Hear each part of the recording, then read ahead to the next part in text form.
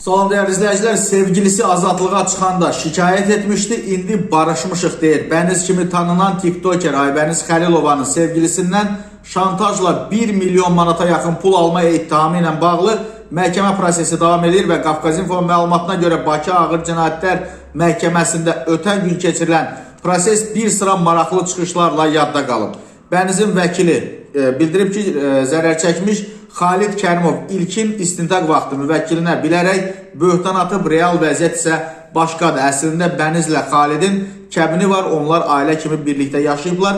Xalidin müxtəlif vaxtlarda müvəkkilimlə görüşdükdən sonra 300-500 manat vermişəm deməsi yalandır.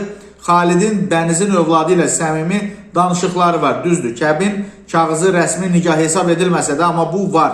Müdafiəçi kəbin kağızını və içində sübutlar olan diski məhkəməyə sədrlik eləyən hakim Fəxri Məmmədova göstərib. Xalid özü isə məhkəməyə gəlmir. O vəkili vasitəsilə bildiriş göndərib ki, hazırda Türkiyədədir. Ən maraqlısı isə budur ki, Xalid Kazımov Bənizə qarşı şikayətini geri götürüb. Bu artıq qadından heç bir tələbi olmadığını, həbsdən azad edilməsini istədiyini qeyd edib. Xanım müttəhim özü də zərər çəkmişlə barışdığını, hətta təcridxanada ona hər cür köməklik göstərdiyini deyib. Bu yerdə məlumat üçün deyək ki, Bəniz ilkin istintaq dövründə həbs edilib, qısa müddət sonra ev dustaqlığına buraxılmışdı.